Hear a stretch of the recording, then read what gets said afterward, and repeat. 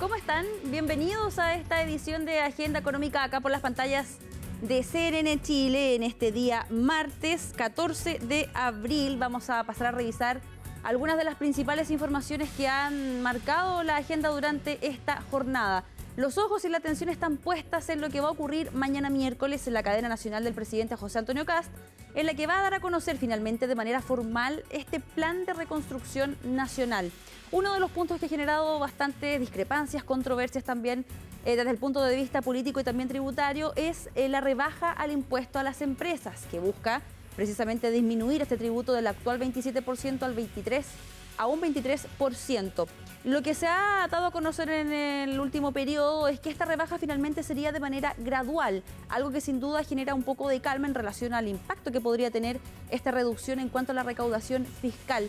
Pero por otra parte, desde la oposición y desde el lado en el fondo político, la disputa política, han señalado que no van a apoyar ningún tipo de rebaja de impuesto a las empresas. El detalle de esta jornada lo revisamos en el siguiente informe de Natalia Muñoz. Cada vez falta menos para conocer los detalles del plan de reconstrucción nacional, pero ya se adelantan algunas medidas. Tras reuniones entre el Ejecutivo y parlamentarios oficialistas, se anticipó que la reducción al impuesto a las empresas sería de forma gradual, para llegar en 3 años del 27 al 23%. Aunque la rebaja no vaya a ser de una sola vez, parte de la oposición ya asegura que no dará su voto. No estamos disponibles a reducir el impuesto a las grandes empresas porque eso disminuye las arcas fiscales y por lo tanto el presupuesto, el dinero que se tenga para hacernos cargo de las emergencias como ella. Es contradictorio ir por esa vía. No estamos disponibles para disminuir el impuesto corporativo. Yo creo que eso es algo que es una especie de línea roja. Ahora hay que ver el proyecto.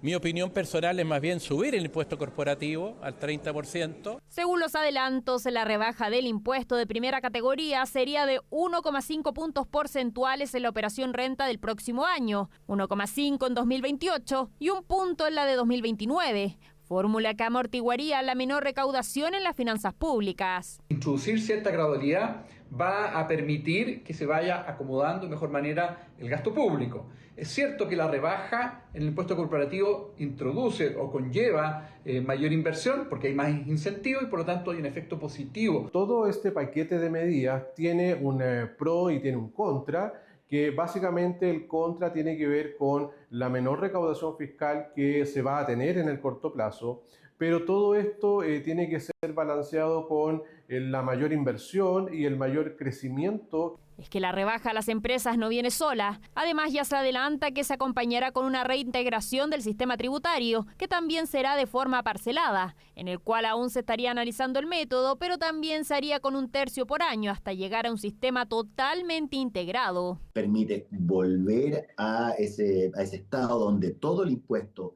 se puede considerar como crédito y por lo tanto entender que tenemos una integración completa de las bases tributarias. Eso tiene un impacto naturalmente en recaudación, se estima que es del orden de $800 millones, lo que hoy día implica esta desintegración, pero es parte de redinamizar la economía. Que sea de manera gradual, obviamente va a hacer que se minimice el tema de las cuentas fiscales, ¿no? Pero también hay que tener en cuenta que no es una sola medida, que es lo que estábamos conversando. Esto es parte de un paquete de medidas que apuntan al crecimiento. Así, según expertos y el oficialismo, la reintegración permitiría a las compañías utilizar esos fondos en inversión en maquinaria o contratar personal, lo que beneficiaría a la clase media. Si esto entra de forma íntegra, se van a crear 200.000 empleos en los próximos 12 meses, 700.000 a lo largo de los 4 años. Y la gran mayoría de esos empleos van en directa relación con la clase media. Porque cuando se rebaja, por ejemplo, el valor de las viviendas, cuando se fomenta el empleo,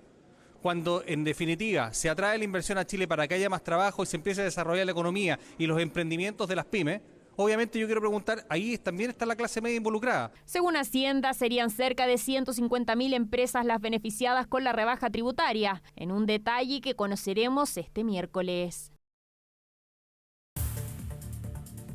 Vamos a cambiar de tema, pero nos quedamos también del lado de las finanzas públicas, porque durante esta jornada el exministro de Hacienda, Mario Marcel, asistió hasta la Comisión de Hacienda de la Cámara de Diputados para exponer. ¿Esto por qué? Porque fue citado por esta comisión precisamente para poder conocer la opinión que tiene esta ex autoridad en relación a los datos entregados por el actual ministro de Hacienda, Jorge Quirós. Esto en relación a lo que ocurre finalmente con las arcas fiscales, con la situación fiscal de nuestro país. Los quiero invitar a que pasemos a revisar un compacto con las principales declaraciones que entregó el ex titular de la cartera de Hacienda en esa comisión. Yo miro para atrás y digo, esto es algo que debería haber hecho. En Chile la estimación de ingresos fiscales se hace más o menos igual desde tiempos inmemoriales. Lo que tuvimos en el 2024 en particular, nosotros en Chile hemos aprobado muchas modificaciones tributarias desde el gobierno del presidente Piñera en adelante. Cuando tuvimos la emisión del Fondo Monetario, la asistencia técnica del Fondo Monetario, que se hizo ese recuento, habían 50 medidas tributarias, de las cuales más o menos la mitad correspondían a impuesto a la renta. Y muchas de ellas tienen que ver con estos temas de eliminar exenciones, eliminar resquicios para pagar menos impuestos. Y lo que uno puede ver ahí es que el rendimiento de esas medidas ha sido sistemáticamente más bajo de lo que se estimó en su momento. La caja es la caja. ¿Ah? Yo quiero ser bien claro en esto. O sea, yo me preocupaba de la caja cuando era director de presupuesto. Como ministro, o sea, el tema de la caja es una cuestión que la ven entre tesorería y la dirección de presupuesto. ¿Ah? Es un tema que no es un tema central. No van a encontrar ustedes en ningún informe económico del Fondo Monetario, del Banco Mundial, no van a encontrar nunca un reporte de caja. O sea, la caja no le importa a nadie, excepto los países que no tienen acceso al crédito. Así como el gobierno no emitió deuda en diciembre, sí emitió en enero. ¿Ya? Y con eso cambió completamente la dinámica de la caja. Pero el gobierno anterior no se puso las metas más deficitarias de la historia. En segundo lugar, el sobrecumplimiento de la meta de balance estructural del 2022 y el virtual cumplimiento del 2023 compensan los incumplimientos del 2024 y 2025. Y por supuesto que quienes tuvimos responsabilidad en este periodo hubiéramos querido mostrar avances más contundentes al término de este ciclo. Eso no cabe duda. Y fuimos los primeros en lamentar los incumplimientos de la meta estructural en 2024 y 2025. Pero eso no es equivalente a una crisis fiscal, no es equivalente a un Estado quebrado. ¿Eh? Y hay muchos especialistas que han sido bastante taxativos en esto. Seguimos con las informaciones y durante la edición de este lunes acá en Agenda Económica PM revisamos algunas declaraciones por parte del actual ministro de Economía, el viceministro de Economía y Minería, Daniel Mas, cuestionando el rol del gobierno corporativo de Codelco. Esto en una crítica o un cuestionamiento más directo también al rol del presidente del directorio de Codelco, Máximo Pacheco, quien durante esta jornada también se refirió a esta situación y en particular a lo que podría ocurrir con su permanencia en Nova Andino. Desde el gobierno actual han señalado que eso se puede discutir, que está quizás en revisión.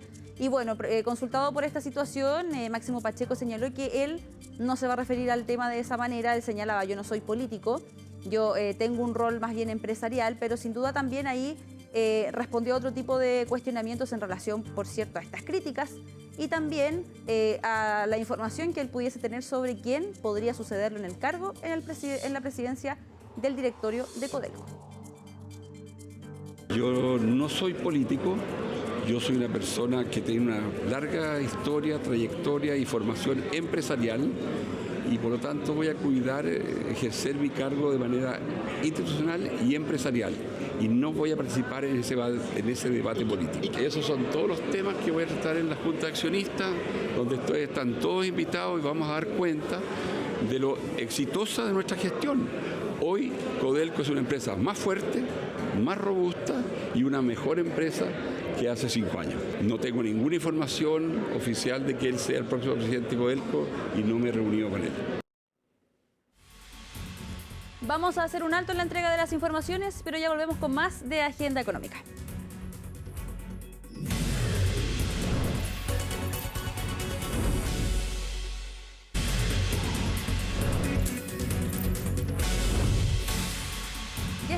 de vuelta con esta edición de Agenda Económica PM de este día martes, acá por las pantallas de CNN Chile.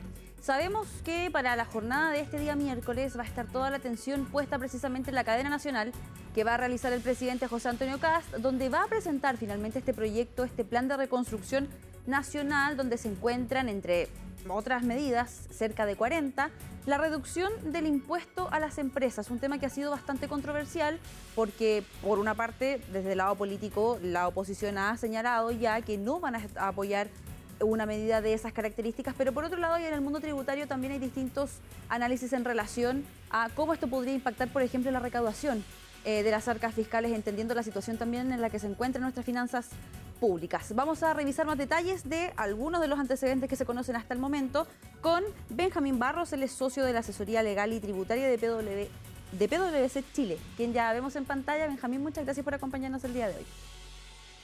Hola Francisca, ¿cómo estás? Muchas gracias a ustedes por la invitación. Feliz de conversar este tema. Gracias por acompañarnos. Bueno, primero me gustaría ahondar, entendemos que esto todavía quizás puede sonar un poco preliminar porque no se conoce a ciencia cierta el detalle. Sabemos que se va a presentar mañana ya con todo el detalle correspondiente, pero en el fondo acá hay distintas dudas en relación, por ejemplo, a cómo podría impactar finalmente una medida como esta, una medida de estas características. Los últimos antecedentes que se han conocido, uno de ellos, por ejemplo, es que esta reducción se aplicaría de forma gradual y tendría una reducción de cerca de 1 punto por cada año, ahí también con distintos ajustes. Al juicio de ustedes, esta gradualidad podría ser quizás una especie de aliciente o quizás emparejar un poquito más el camino para que el shock de la rebaja del impuesto no sea tan fuerte en cuanto a la recaudación? Sí, a ver, bueno, primero, como tú bien dijiste, aún no sabemos cuál es el proyecto definitivo, todavía no se ingresa. Por lo que sabemos son declaraciones que se han dado. Lo que se dice por ahora, y tal como tú dijiste, hay que esperar el documento, es que esto se va a reducir 1,5% la tasa, se rebajaría 1,5% durante este año para la declaración de impuestos del 2027, 1,5% más para el 2017 para la declaración 2028 y 1% para el 2028 para la declaración 2029. Esto, por supuesto, que tiene que ser gradual porque cada punto de menos de tasa de impuesto corporativo implica menos recaudación. Y lo que ha dicho el gobierno, lo que se busca aquí es que si bien hay una menor recaudación vía menor tasa de impuesto de primera categoría, lo que se busca es que esto genere un cierto dinamismo y genere una reinversión y que impulse la economía. Esto entre muchas otras medidas que han sido anunciadas. Ajá. Esto es solamente una. En ese sentido, claro, hay otro tipo de medidas que también van un poco en esa misma línea, pero también hay distintos especialistas que han señalado que apostar por el argumento que tú acabas de entregar, el hecho de quizás mover un poco la recaudación a raíz de la rebaja del impuesto, podría ser un poco arriesgado entendiendo la situación en la que se encuentran nuestras finanzas públicas. El gobierno actual ha señalado en diferentes ocasiones y también ha esgrimido que es la herencia que recibió del gobierno anterior, ¿no? ¿Cómo ven ustedes, por ejemplo, el hecho de que quizás esa apuesta se concentre ahí, en que quizás la rebaja del impuesto va en el fondo a generar este movimiento que la economía tanto necesita? Sí, o sea, es que es fundamental saber que esto forma parte de un ecosistema de medidas. O sea, acá el gobierno creo que ha anunciado como cierto de 40 medidas, porque la rebaja por sí sola obviamente es una sola cosa, pero acá se necesita destrabar inversiones, generar certezas. Se ha hablado incluso de volver a hacer una especie de decreto de ley 600, es decir, una suerte de contrato de invariabilidad tributaria. Ajá. O sea, no, esto por sí solo imposible que sea solamente una medida adicional que tiene que ser vista en abstracto. Esto tiene que ir acompañado de un menor gasto fiscal, tiene que ir acompañado de una serie de otras condiciones para que esto sea eficiente. Hay otro punto también, al menos dentro de lo que tiene que ver con la rebaja del impuesto en realidad en materia tributaria, que tiene que ver con el tema del cambio del régimen también. Actualmente sabemos que desde la última reforma tributaria en Chile aplica o funciona un régimen semi-integrado. Lo que busca este gobierno en el fondo es volver a lo que ocurría o cómo funcionaba desde antes del año 2014 con un régimen más bien integrado, y eso también se ha dicho que puede generar presión por precisamente los costos que podría significar para el fisco aproximadamente 700 millones de dólares menos en recaudación. Entonces, ¿cómo también se va a ir apalancando, o la percepción que ustedes tienen también en relación a qué es lo que podría suceder si finalmente estos proyectos ven luz verde en el futuro?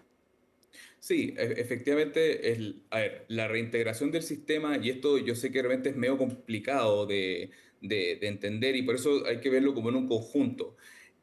El sistema chileno, que es un sistema bastante particular, no es igual que el resto del mundo, tiene un sistema que integrado, donde tú el impuesto de primera categoría, que es este impuesto corporativo que justamente estábamos hablando, que se está hoy día en 27% Ajá. y se busca bajar a un 23%, es después un crédito contra el impuesto global complementario, contra el impuesto adicional, cuando se retiren las utilidades de las empresas en Chile. Eso generalmente no pasa en el mundo.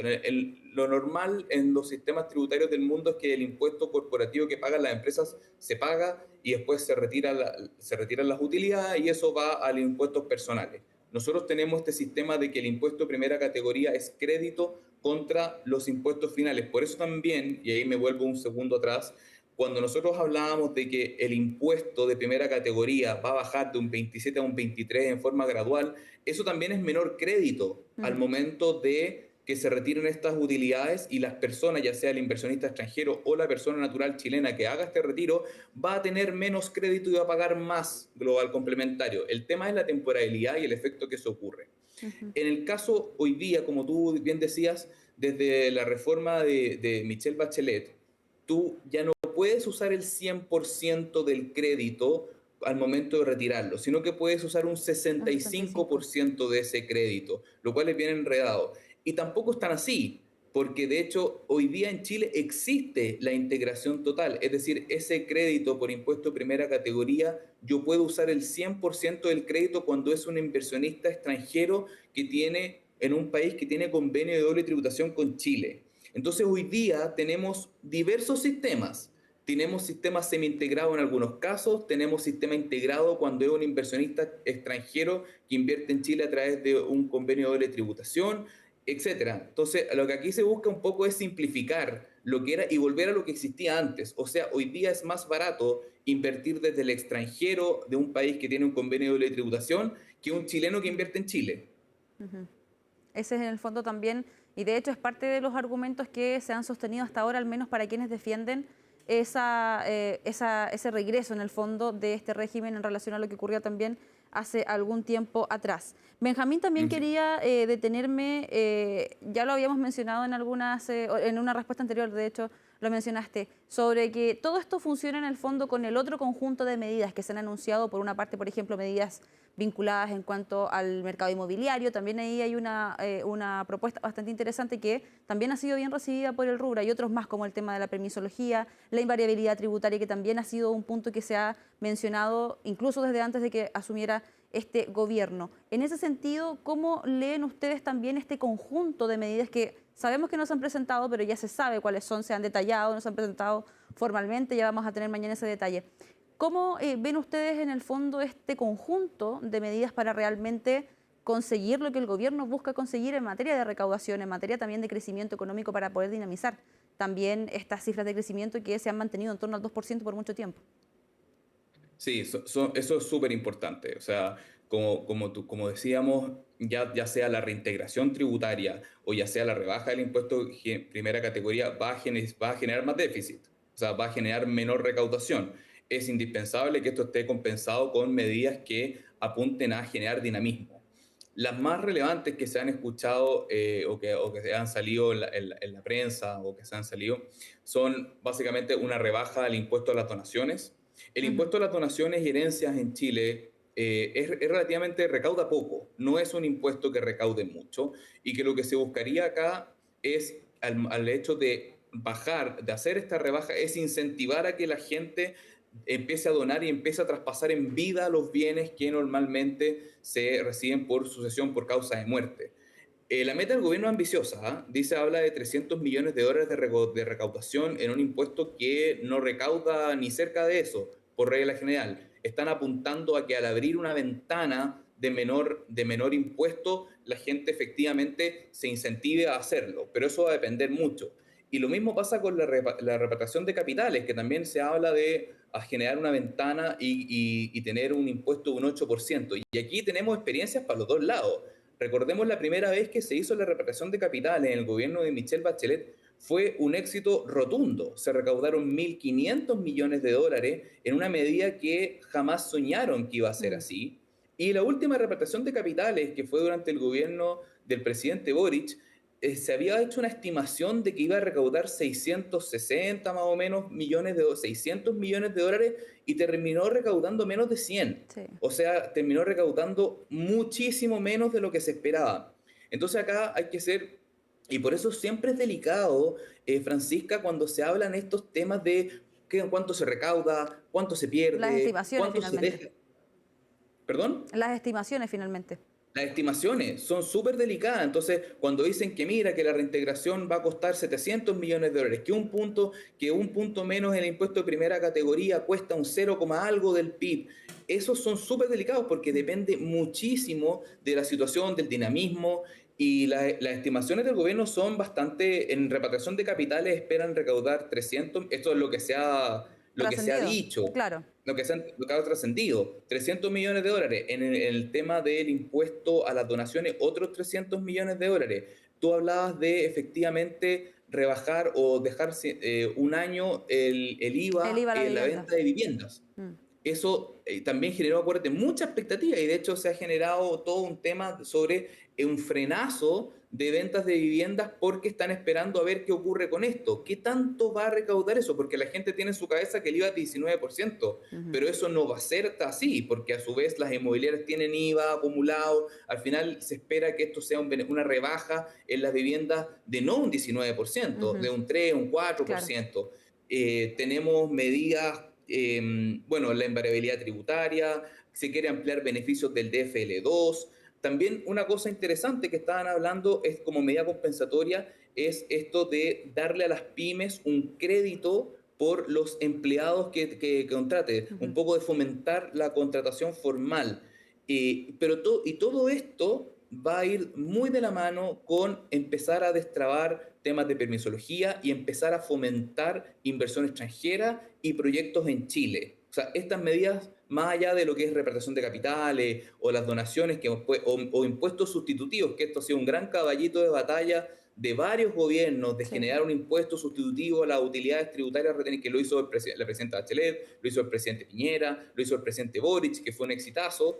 Esas son medidas recaudatorias y que, ojo, Francisca, porque son medidas recaudatorias que te dan impuestos y te dan ingresos hoy día, claro, pero que dejas de ganar el día de mañana. Ahí también entonces está, es parte también del riesgo que se ha mencionado.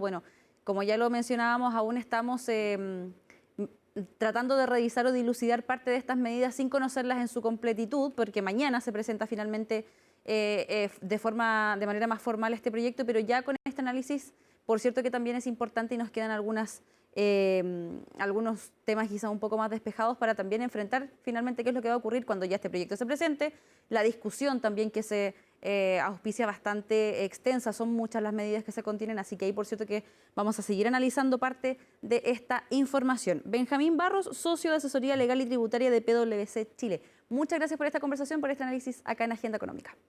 No, gracias a ti, Francisca, por la invitación. Cuando quieran. Con esta conversación y por cierto atentos a lo que va a ocurrir mañana a eso de las 9 de la noche con la cadena nacional del presidente José Antonio Kast en relación a este proyecto, damos por finalizada esta edición de Agenda Económica APM. Yo los dejo invitados como siempre que se mantengan en la sintonía de CNN Chile porque ya vienen más informaciones. Nos vemos.